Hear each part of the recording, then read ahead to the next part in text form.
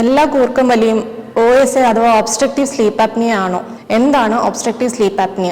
Obstructive sleep apnoea എന്ന് പറഞ്ഞാൽ ഒരു അപ്പർ എയർവേ ഒബ്സ്ട്രക്ഷൻ കാരണം നമ്മുടെ ഉറക്കത്തിന്റെ ഇടയിൽ നമ്മുടെ ശ്വാസം കുറച്ച് സമയത്തേക്ക് നിന്നു പോവുകയും അതിനുശേഷം വീണ്ടും നമ്മൾ നോർമലായിട്ട് ശ്വാസം എടുക്കുന്ന ഒരു കണ്ടീഷനാണ് ഒബ്സ്ട്രക്റ്റീവ് സ്ലീപ്പ് ആപ്നിയ അഥവാ OSA.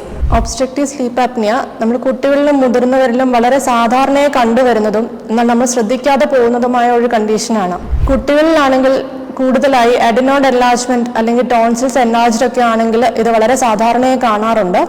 കുട്ടികൾ എപ്പോഴും ഡിസ്റ്റർബ്ഡ് ആയിരിക്കും, അവരുടെ സ്ലീപ്പ് എപ്പോഴും ഉരുണ്ടു കിടന്നുറങ്ങുക, എഴുന്നേറ്റിരിക്കുക, പ്രത്യേകമായിട്ട് ഒരു പൊസിഷനിൽ കിടന്നുറങ്ങുക, ഇങ്ങനെയൊക്കെ നമ്മൾ കുട്ടികളിൽ കാണാറുണ്ട്.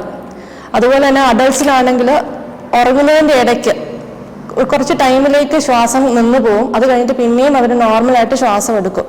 ഇങ്ങനെയുള്ള കണ്ടീഷനെയാണ് നമ്മൾ ഒബ്സ്ട്രക്റ്റീവ് സ്ലീപ്പ് ആപ്നിയ അല്ലെങ്കിൽ OSA എന്ന് പറയുന്നത്. OSA ഉള്ള ആളുകൾ രാവിലെ എഴുന്നേൽക്കുമ്പോൾ അവർ ഭയങ്കര ഡ്രൗസി ഫീൽ കാണും.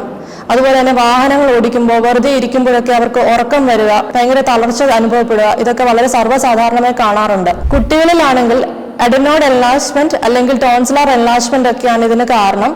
അതുപോലെ തന്നെ അഡൾട്ട്സിനാണെങ്കിൽ ഓവർ വെയിറ്റ് ആണ് ഇതിനൊരു മെയിൻ കാരണം. അതുപോലെ തന്നെ മൂക്കിന്റെ പാലത്തിനുള്ള വളവ്, അതല്ലെങ്കിൽ ഓവർ വെയിറ്റ്, ഇതൊക്കെയാണ് അഡൾട്ട്സിന്റെ കോമൺ റീസൺസ് ആയിട്ട് നമ്മൾ പറയാറുള്ളത്. ഈ ഒബ്സ്ട്രക്റ്റീവ് സ്ലീപ്പ് ആപ്നിയ അല്ലെങ്കിൽ OSA ട്രീറ്റ്മെന്റ് എടുക്കാതിരുന്നാൽ പല അസുഖങ്ങൾക്കും അത് കാരണമാവാറുണ്ട്.